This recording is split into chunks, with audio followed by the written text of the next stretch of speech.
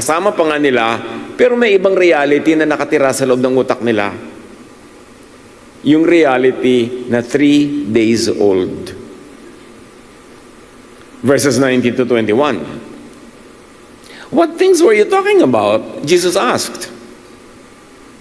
About Jesus of Nazareth, they replied. He was a prophet, powerful in word and deed before God and all the people. The chief priests and our rulers handed him over to be sentenced to death. And they crucified him. But we had hoped that he was the one who was going to redeem Israel. And what is more, it is the 3rd day since all this took place. Ikatlong araw na, iniisip nila, permanent na. Pero may iba pa silang facts to consider. Empty ang tomb. Inireport na yan ng mga babae. May mga babaeng nagsabing may mga anghel na nagbalitang buhay si Jesus. Actually, the facts had begun to change, but their conclusion had not. Sa isip nila, sa kabila ng sinabi ng mga babaeng nabuhay si Jesus, sinabi ng mga anghel na wala na si Jesus sa libingan, sa isip nila nakalibing pa rin si Jesus. Sa ating mga sariling isip, mga kapatid, ano ang mga katotohanang luma na at expired na pero yung pa rin ang namumugad sa utak natin samantalang may bago ng katotohanan? Mahalagang isipin kasi marami sa atin nakakulong sa mga old realities that were valid many days ago but no longer are. Verses 25 to 27, he said to them, "How foolish you are! And how slow to believe all the prophets have spoken. Did not the Messiah have to suffer these things and then enter his glory?" And beginning with Moses and all the prophets, he explained to them what was said in all the scriptures concerning himself. Pagdating sa Emmaus, parang magpapatuloy pa si Jesus, pero inanyayahan siya ng dalawang ito na tumigil muna sa kanilang bahay. Stay with us. Gabi na, sabi nila. At pumasok siya sa bahay, dumulog sa hapagkainan kasama nila. Luke 24:30 to 33. When he was at the table with them, he took bread, gave thanks, broke it, and began to give it to them. Dramatic. Si Jesus ang nag-serve ng hapunan. Hindi naman siya yung may bahay. At dahil sa kanyang pagsaserve na ito, maraming gunita ang nabuhay sa alaala ng mga disciples. Then their eyes were opened, and they recognized him, and he disappeared from their sight. Kayo man magugulat. Biglang nawala ang kaharap nilang si Jesus. They ask each other, "Were not our hearts burning within us while he talked with us on the road and opened the scriptures to us?" They got up and returned at once to Jerusalem. U-turn sila agad. Faced with an evidence like this, they changed their direction immediately. There they found the 11 and those with them assembled together. They did not need a new road. They needed a truer reading of reality. Kaya karipas sila ng takbo, pabalik sa iniwan nilang fellowship, pabalik sa lugar na siyang kinamatayan at pinagbangunan ni Jesus. Alignment with reality, the road that leads to life. Panginoon, salamat po sa napakagandang kwentong ito. Liwanagan niyo po ang aming isip para mahango namin sa lalim ng mga katuruan what is relevant to us, what is important to understand, and what is crucial to live by. Be our light, our guide, our teacher. We seek you, Father, in the name of your risen Son, Jesus. What happens to our life when our understanding of reality is wrong? Ang pag-unawa natin ay lihis, hindi tugma. And what does Jesus do to realign us with His truth? Dapat itapat, dapat itugma sa Jesus reality ang ating reality, especially our religious fantasies. Maraming mga katang-isip at guni-guni na nilikha ang napakahabang istorya ng relihiyon about Jesus. But how does what we know compare with what is? How does our truth compare with the Jesus truth? Luke 24:13 to 24. Sa mga kabanatang yan, alam nila ang facts. Pero mali ang interpretation nila. Yes, may Messiah. Pero ibang type of Messiah si Jesus, not the type that they expected. So when Jesus lived and died and lived again, wala sa script ng kanilang pattern ng Messiah in their culture, in their tradition, hindi nila nakilala ang true Messiah. Lihis kasi si Jesus sa Messiah of their expectations. Dapat nating nililinaw mga kapatid, when you talk about Messiah, we're not talking about only one. The Jewish people were expecting their Messiah, one that would come triumphantly as a military conqueror, one that would set up his kingdom on earth and rule from Jerusalem. Yun ang kanilang mga aspirations. A Messiah that would set them free from all Roman domination and all domination of foreign powers. Yun ang inaasahan nila kay Jesus. Hindi naman yun si Jesus. Kaya hindi nila kinilala si Jesus. Hindi nila naintindihan si Jesus. Kaya si Pilate, tinanong niya si Jesus in a private interview. The people are outside, wanting Jesus crucified. Sabi ni Pilate sa kanya, "Are you really the king of the Jews?" Kasi yung Messiah ng Hudyo na iniintay nila, magiging king nila. Political king, military king. Of course, threat yun sa Rome. Kaya sabi ni Pilate, "Are you the king of the Jews?" At ang sagot ni Jesus, kasing linaw ng tanghaling tapat, "My kingdom is not of this world." In other words, hindi ako yung Messiah na pinag-uusapan nyo. Huwag nyo sa akin patong yung ibig sabihin ng Messiah na yan, because I am not that Messiah. Facts do not interpret themselves. Facts have to be read and framed correctly. Jesus was alive and beside them, yet they were walking away because they believed hope was dead. A wrong map in the mind can make sincere feet walk the wrong road. Pag may mapa tayo sa ating isip, tapos yun ang sinusunod natin, tapos mali pala yung mapa, siyempre, ang paa natin, susundan yung maling mapa. Maglalakad tuloy tayo sa maling daan. And in this particular story, that maling daan that they should have not taken in the first place was symbolized by the road to Emmaus. A road to going back to who and what they were before Jesus. Kasi akala nila na wala na yung Jesus. We live in reality, but we move according to our reading of it. Tingnan yung mga lindol. Anong reading ng mga iba? End of the world. Mula pa 2,000 years ago, 4,000 years ago, lindol na ng lindol eh. Pero yung mapa ng yung utak, pagka may lindol, end of the world. Pag may tsunami, end of the world. Pag may gera, end of the world. Nung pa yan, wala nang katapusan. So pag naglalakad ka sa mapang yan, you live in fear. You don't live in freedom of fear. You live in fear.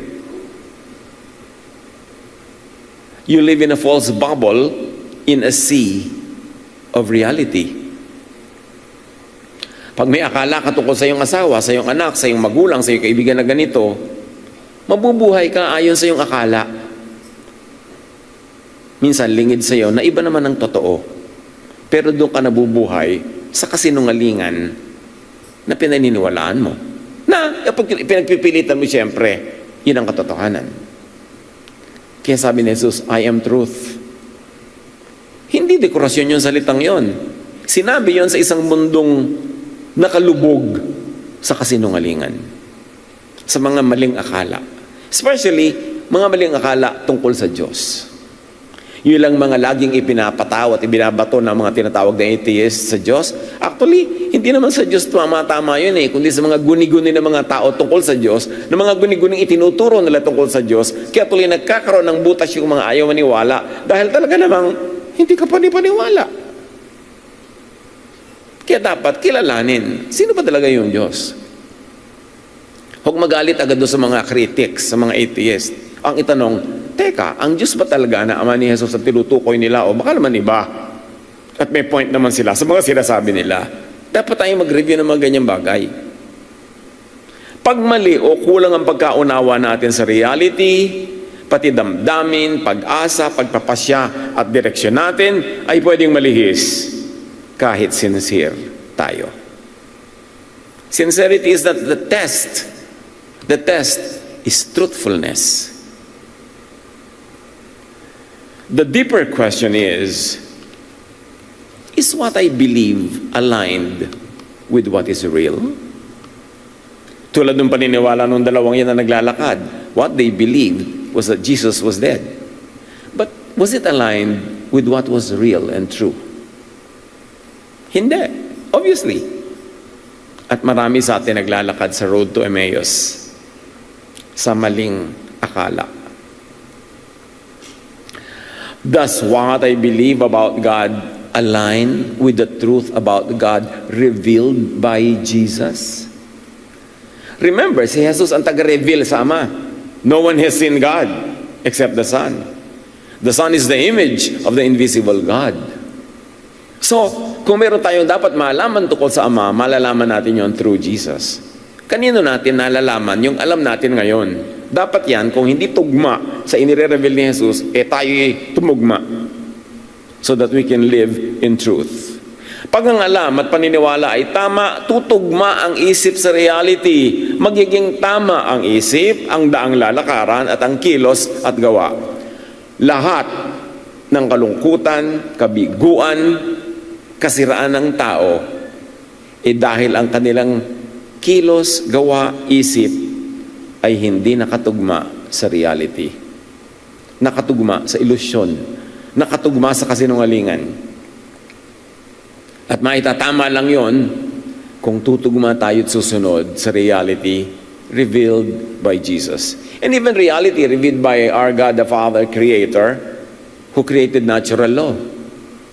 Nakatugma ka ba sa reality o hindi? Reality says, pag nagpuyat ka ng nagpuyat, hindi ka kumain ng masustansya, magkakasiubo ka, magkakasipon ka, magkakasakit ka, kahit ka madasalin.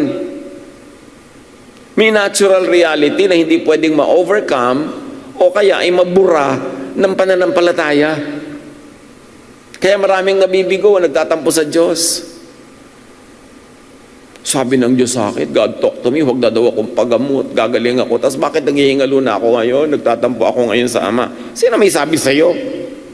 Ang sinasabi ng reality, alagaan mo yung sarili mo, matulog ka ng sapat, kumain ka ng tama, bawasan mo yung mga stress mo sa buhay para ka lumusog. Bakit po wala na akong ginawa kundi maglingkod, mag-aaral, magturo, magmisyon, magpunta dito at magkaroon, tapos nagkaroon pa rin ako ng sakit? Pinabayaan mo yung katawan mo Nasaan ang reality doon? Ang dami nating guni-guni, mga kagilagilalas na kasinungalingan tungkol sa ating kataas-taasang Diyos. Dapat makalaya tayo doon. At ginawa na yan ni Jesus. Ipinakilala na niya ang Ama. Pero tinakpan uli ng religion in the last 2,000 years. Ibinalik ang mga haka-haka at guni-guni at mga pananakot. Pag tama ang gagawin, tutugma ang kilos sa reality, which is truth, which is Jesus, which is the Father, which is life. But magsisimula ka sa reality. What is your reality?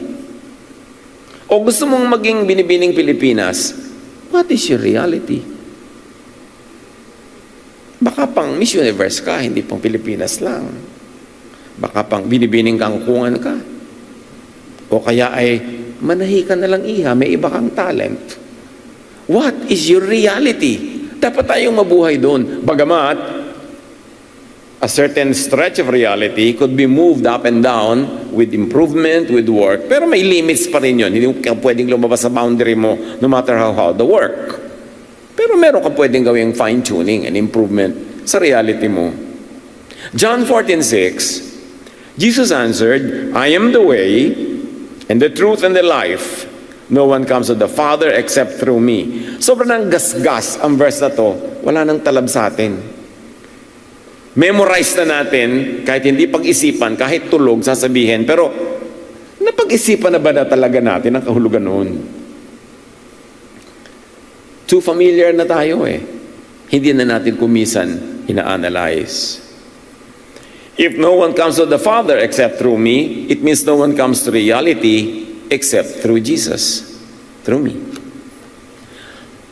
Life becomes true as our mind, beliefs, reading of Scripture, hopes, choices, and direction become aligned with the reality revealed in Jesus. Jesus, no one else, is the revealer of reality. Meanwhile, a wound, a pain can be true while its conclusion is false. Tulad ng pain nitong dalawang to, yung wound sa puso nila, totoo naman eh, may wound, may pain. Pero yung conclusion nun, false. Conclusion na iniwan sila ng Diyos, binigo sila ni Jesus, wala na silang pag-asa. Yun ang conclusion na nagmula sa wound nila. Separate the wound from the conclusion. There is a true wound, but the conclusion derived from it is not true. What are our wounds? What conclusions do we make out of those wounds? Paghiwalayin yun. Kasi habang hindi natin na-isolate, hindi natin masasolve kung ano yung false at ano yung true. Tama, may pain, pero hindi tama ang inaakalang message ng pain na wala ng hope, that Jesus is really, truly dead. Kung ano ang tunay na sanhi ng hapdi. Nahihilam ang matang lumuluha dahil sa lungkot. Lumalabo ang paningin. Tears can cloud our vision. You must see through the tears. So you can go to the root of the pain, of the sorrow. What is your pain today?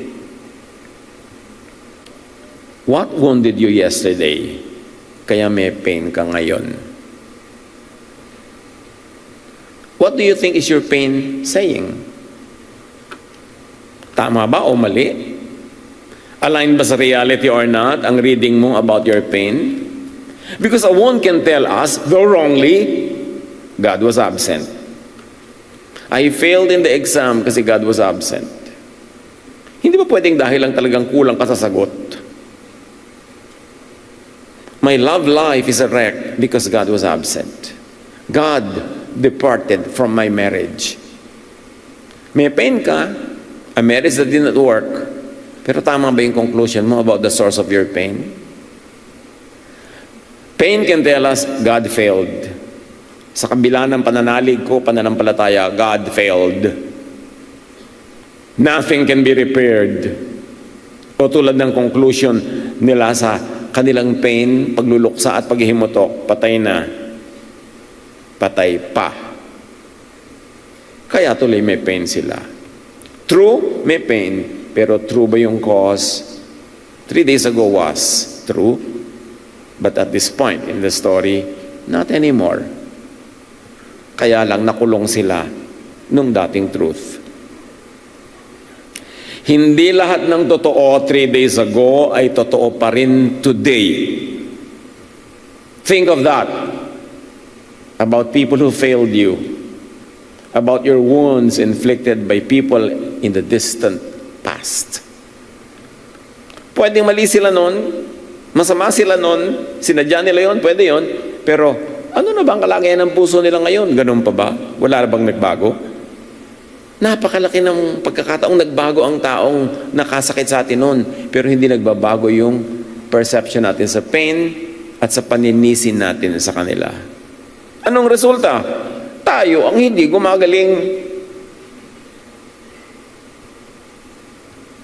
Baka naman buhay na ang pag-asa, pero pinananatili mo pa rin nakalibing tulad ng dalawang ito. Baka naman expired na dapat ang lungkot, pero ine-extend mo pa. Luke 24:21, kausap nila si Jesus, sabi nila, but we had hoped that He was the one who was going to redeem Israel. Pinaasa mo ako. Akala ko ganitong gagawin mo. Bakit hindi yun ang nangyari? Yung salita nilang we had hope exposes the Jesus they expected, which was really the Jewish Messiah that they were waiting for, that they assigned to Jesus. They had hoped on the conquering warrior, an earthbound king of the Jews. Kaya nilinaw ni Jesus kay Pilate, my kingdom is not of this world. Huwag niyong iasa sa akin yung role na yan. Hindi yan ang role ko. They did not merely lose a Jewish and an Israelite future. Kaya silang lungkot-lungkot. They lost the Jesus that they had expected to produce it.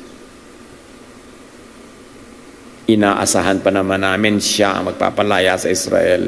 Siya ang magtatayo ng kingdom ng mga Jews na mag-aahari sa buong daigdig from Jerusalem. Tapos ayan, patay. Tuwing bumabagsak ang expected Jesus, akala natin nawawala yung real Jesus. Anong pinagkaiba ng real Jesus as the Gospels teach us from your expected Jesus?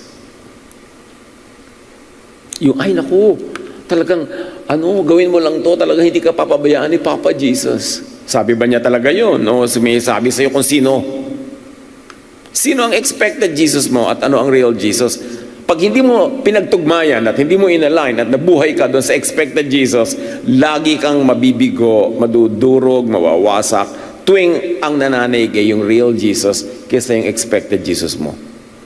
That's why truth sets free. What we need is a clearer Jesus. A clearer understanding of the real Jesus revealed by the Gospels, not invented by the religious groups that were born in the last 2,000 years. Dapat mong lampasan yun, pumunta ka diretso sa gospel dahil napakarami ng mga kamanghamanghang kasinungalingan at guni-guni na ibinalot nila, itinakip kay Jesus. What is the Jesus of your expectation? That religion taught you to expect. The Jesus of your guni-guni. And who is the Jesus of reality? Yan dapat ang ginagawa pag nagba-Bible study, pag nag-aaral, nakikinig ng mga mensahe, hinahanap yung real Jesus. Hindi nire-reinforce yung invented, caricatured, cartooned Jesus of the people's imagination and expectation. Marami mga tao nawawala ng gana sa kanilang religious activity, even sa kanilang religious group, umaalis pa. Kasi hindi dumating yung kanilang expected Jesus. Kasi naman, hindi yung real Jesus ang hinahanap. Baka ang iniisip o guni-guni mo lang, hindi ang reality, ang nagpapalungkot, ang nagpapalito sa iyo. Ano ba mga nakakalito? Yung reality ba? O the shattering of guni-guni? Ano ang nagpapabagsak sa faith, na mga bumabagsak yung faith? Naku, nawala na yan ang faith, tumalikod na sa Diyos. Sa Diyos kaya tumalikod o doon sa kanyang expected Diyos na hindi nag-deliver according to expectation. Ano ang nagpapatampo sa Diyos? Alam mo, nagtatampo ako kay Papa Jesus eh. Bakit ka naman nagtatampo? Kasi hindi niya tinupad yung mga pangako. Talaga ipinangako sa'yo? O pinaasa ka ng mga teacher, ng mga preacher at kung sino-sino pa? Gumising ka. Kilalanin mo yung real Jesus, hindi yung expected and invented Jesus. Luke 24:17 and 19, he asked them, what are you discussing together as you walk along? We see here that Jesus lets them tell the whole story. The facts, the pain, the expectation, and their conclusion na patay na, wala na. He listens fully, but does not leave them inside a false reading, inside their bubble. Verses 25 to 26, he said to them, "How foolish you are, and how slow to believe all that the prophets have spoken. Did not the Messiah have to suffer these things and then enter his glory?" What they read was the failure of Jesus.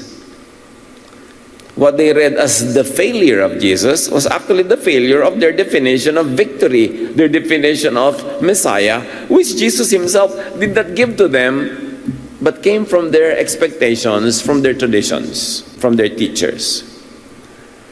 Sa marami nating sorrows, what if reality did not fail, but our interpretation did? What if we or someone we pinned our hopes on did not fail, but our interpretation did the failing? What if the expectation was wrong? Marami yung mga expectation sa pag-aasawa. Ano expectation mo sa pag-aasawa? To live happily ever after. Umalis ka dyan. Talaga? Yung talagang perfect na ang lahat? Lalagay ka na sa tahimik? Talaga? Pagka ganun lagi ang expectation mo, the moment yung reality nangyari, eto ka na ngayon, walking out of your marriage, sinisisi ang Diyos, kung ano-anong ginagawa, nade-depress, naglalakad sa breakwater. What is your expectation? Kaya pag may counseling, magpapakasal, ano bang ina-expect mo? Ba't ka magpapakasal sa kanya? Kasi po, He makes me full, He completes me. Guni-guni yan. Huwag mo nang ituloy ang kasalan kung yan ang hinahanap mo, that He will make you full. Baka ka nga niyan ubusin. Pero kung tama ang expectation mo, pagka inuubos ka na niyan, sabi ko na nga ba, okay lang, dahil alam ko naman. Dapat tama ang expectation mo. Huwag kung ano-ano. Mga magulang, anong ina-expect nyo sa anak nyo? Itama nyo yan para hindi lahat stressed. Well, we always want to be the best version of ourselves. You can ask anybody to be someone other than themselves. You could ask and even help them to be improving as they are, but you cannot ask them to be someone else.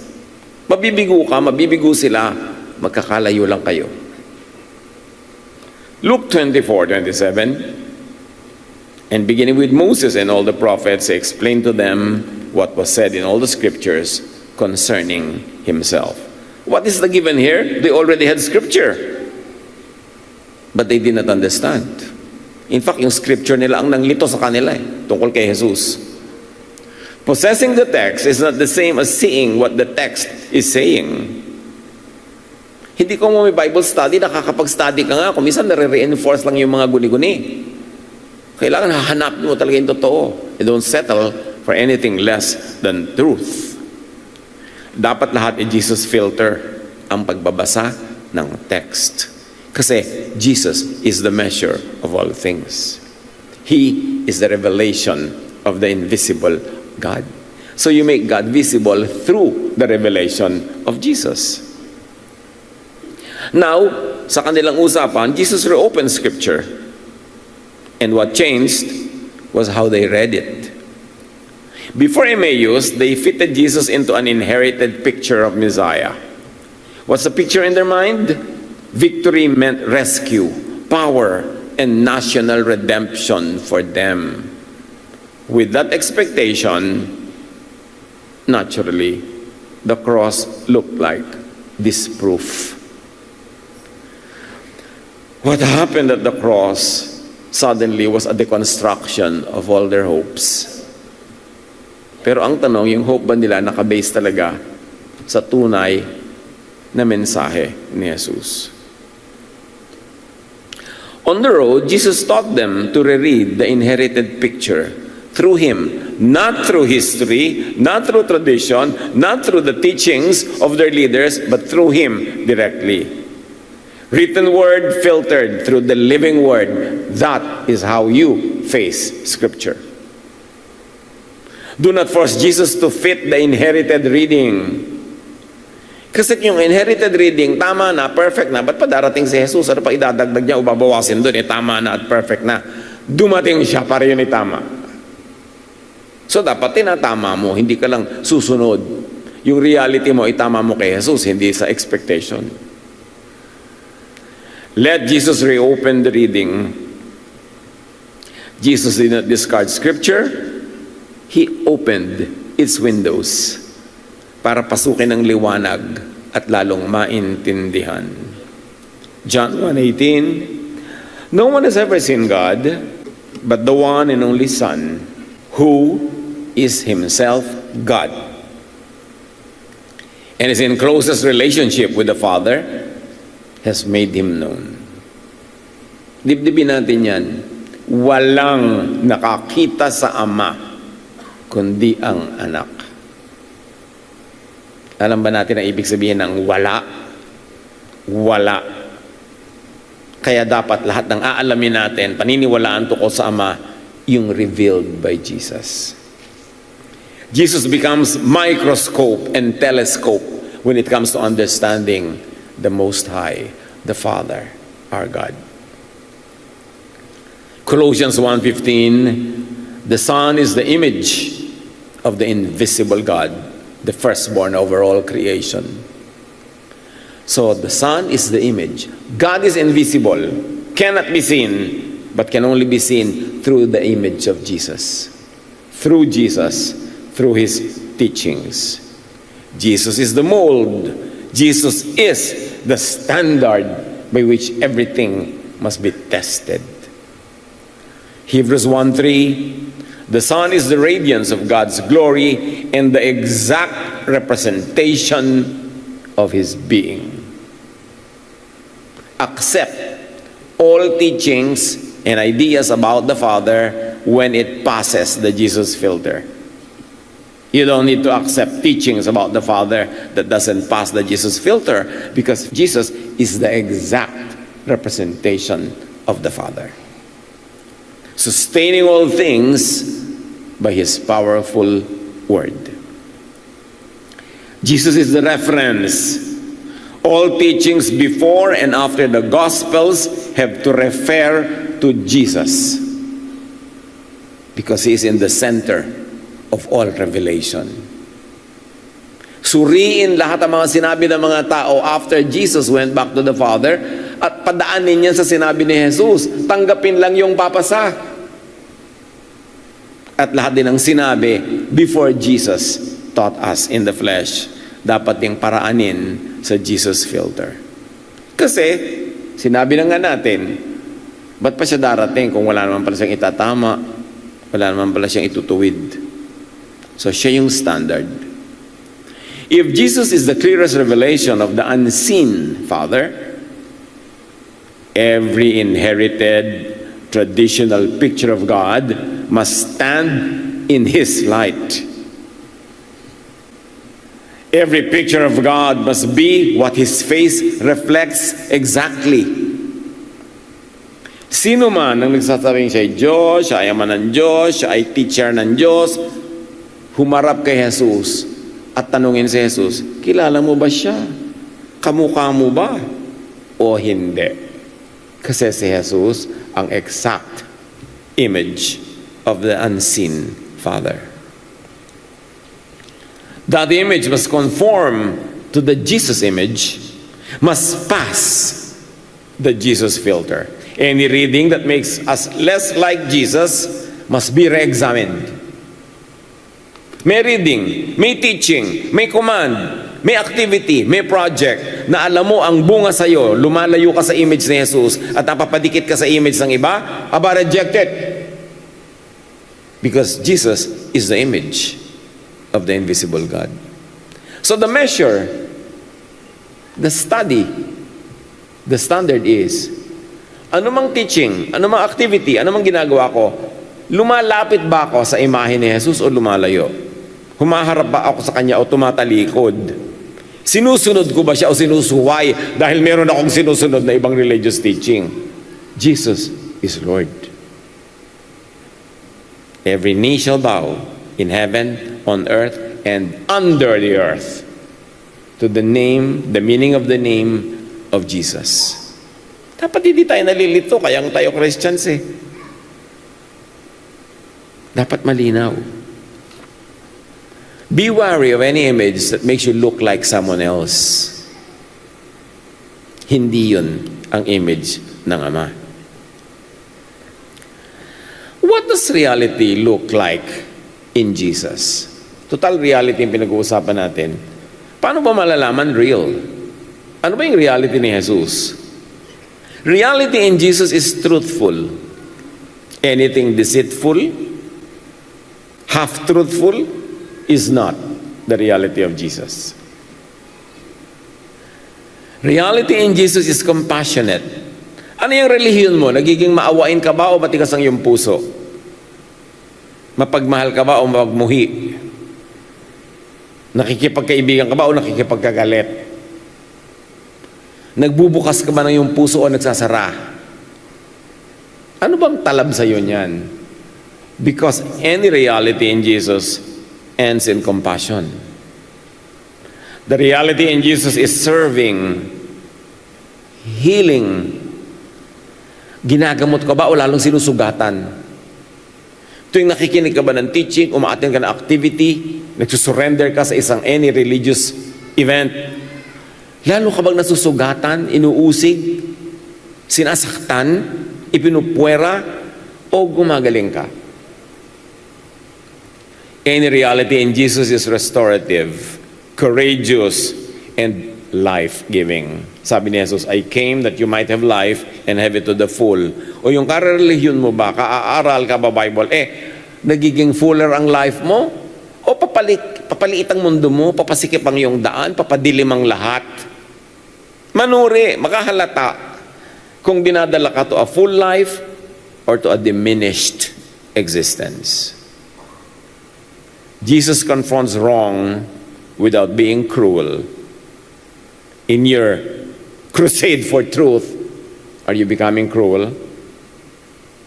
Are you becoming unkind, violent, hurtful? Hindi yan ang image ni Jesus. The fruit of alignment with Jesus is truth, healing, freedom, restoration, and life. Pag walang life, ibig sabihin walang restoration. Ibig sabihin walang freedom. Ibig sabihin walang healing. Ibig sabihin walang truth. Because life leads to restoration or comes from being restored, which comes from being freed, which comes from being healed, which comes from the truth. And that truth is Jesus. Are you aligned with Jesus or just with guni-guni? Luke 24:30-31. When he was at the table with them, he took bread and gave thanks, broke it, and began to give it to them. Then their eyes were opened. They recognized him, and he disappeared from their sight. Yan ang nangyari. But now they could see differently, even when they could no longer see him physically. Kailangan mawala si Jesus doon para makita si Jesus. Luke 24:32. They asked each other, were not our hearts burning within us while he talked with us on the road and opened the scriptures to us? Sabi ko na nga ba? Ikaw ba? Oo, sabi ko rin. Ba't di ko narinig? May kutob na nga ba ako? Nararamdaman ko na. Before their eyes opened, their reading had already begun to open. And that is what is called metanoia or repentance. A changed mind coming back into alignment with what is real. Mostly, this very important word is translated as repentance. At ang ginawa ng mga religion sa word na yan ay sobrang nilagyan ng religious and sectarian color and drama. Na kailangan pag may repentance, may sumasabog na uhog, luha, naglulupasay, kung ano nung mga ginagawang drama dahil nag-repent. No, true repentance is a change of mind. It's not even an emotional thing. Yung bigla ka nagkaroon ng kaliwanagan, bigla mo naintindihan, and because of that, mag-u-turn ka from Emmaus, bigla-bigla kang kakaripas ng takbo pabalik sa Jerusalem, what a U-turn. Kasi nagkaroon ka ng metanoia, nagkaroon ka ng pagbabagong isip. Dapat ang tamang translation dyan or equivalent niyang metanoia pagbabagong loob, paghuhunos dili, pagbabago ng takbo ng isip. Kasi pag nagbago ang takbo ng isip, magbabago rin ang takbo ng mga paa. At pupunta ito sa dapat puntahan, which we saw in the story. Sometimes, this kaliwanagan begins with, baka naman hindi mali ang daan. Baka naman mali lang ang mapa ko. Baka may hindi ako nakita. Yung ganun. Huwag yung sobra kang solid and dogmatic about what you believe. Wala kang malang review, wala kang malang consideration na baka ka mali. Kahit gaano ka kabilib sa iyong pinapaniwalaan, magtira ka ng kahit konting space na pwede rin namang may mali ako. Kasi kahit gaano kaliit yung space na yun ang pwedeng pasukan ng liwanag para ka maitama. Kasi kung talaga namang tama yung pininiwalaan mo, kahit ang liwanag pa yung pumasok, lalo lang liliwanag. Pero paano kung may dilim pala? Kaya kailangan may opening. Mag-isip-isip. Magnilay-nilay, magbulay-bulay. Verse 33, they got up and returned at once to Jerusalem. Going out of Jerusalem, because hope is dead, so leave. But now coming back, Jesus is alive. Return. Anong mga Jerusalem ang dapat nating balikan? Dahil nakita natin ang buhay na Jesus. Dahil naituwid ang ating mga lungkot, ang ating mga emosyon, ng mga ano-ano, sinisisi natin at pagsisisi. Pero nung nakita natin ang tunay na mensahe ni Jesus, anong mga U-turn ang kailangan natin gawin? Kailangan ka bang mag-U-turn sa pinanigasan mo ng attitude against your parents dahil akala mo nung bata ka, isinadya ka nilang gutumin, kawawain at apihin? Na yung reality mo ba yun noon ay hindi pa rin naiiba ngayon? After all the studies you make in your life? O baka naman panahon na para magbago-bago ka ng isip? Ano mga iniwan na dapat balikan? Ano ang mga kamalian na tinalikuran na dapat balikan para ituwid? Ano mga pagkakamali ang pinanigasan na dapat balikan at aminin para maituwid? Ganda-ganda nitong kwentong to. Talaga pag piniga mo to, kahit 3 linggo, hindi mo mauubos ang lesson dito. Bakit nga hindi? Personal appearance to ni Jesus. Napaka-dramatic. Hindi ito basta lang. Marami itong alam at laman. Changed understanding became changed direction. How do you apply that in your life? An ever-changing understanding of Jesus produces an ever-changing direction. Only a fool does not change his mind.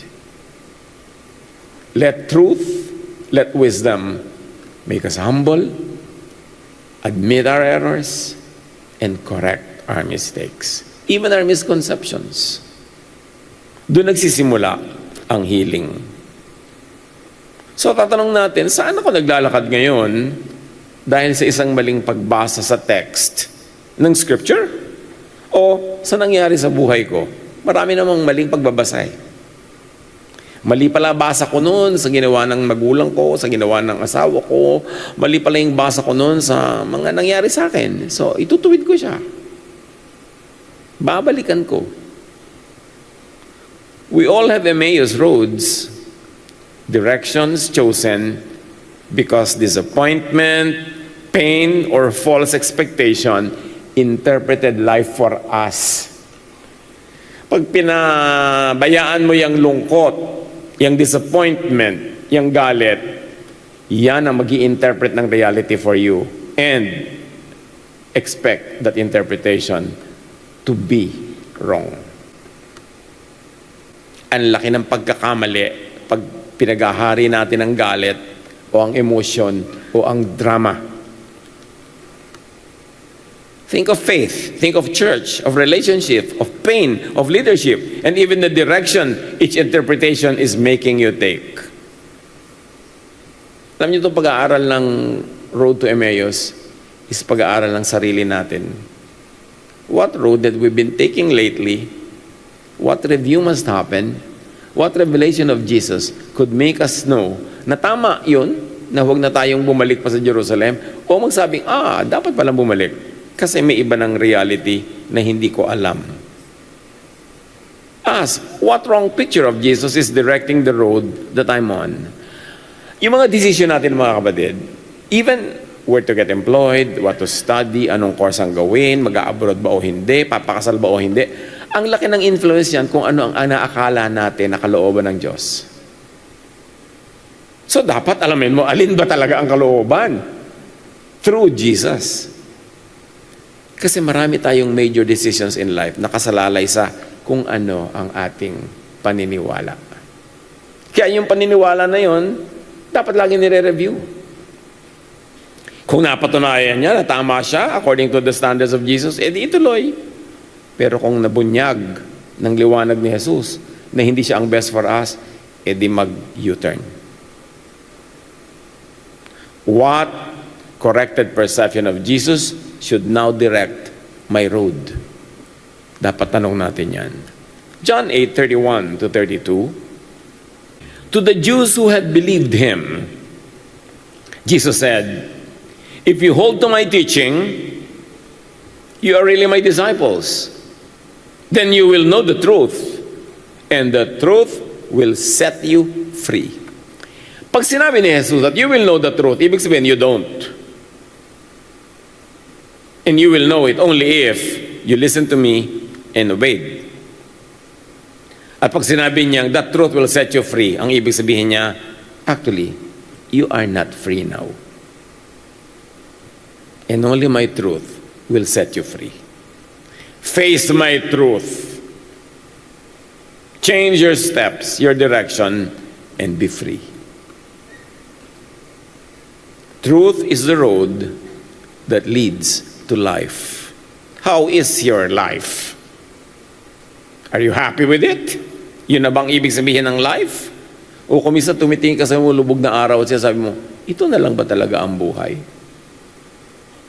Review. Para saan ba yung buhay mo? Reality does not bend to preference. If you prefer na hindi magtulog at napuyat ka, don't bend reality na hindi ka magkakasakit. Magkakasakit ka. Reality does not bend to our preferences, even to our religious convictions.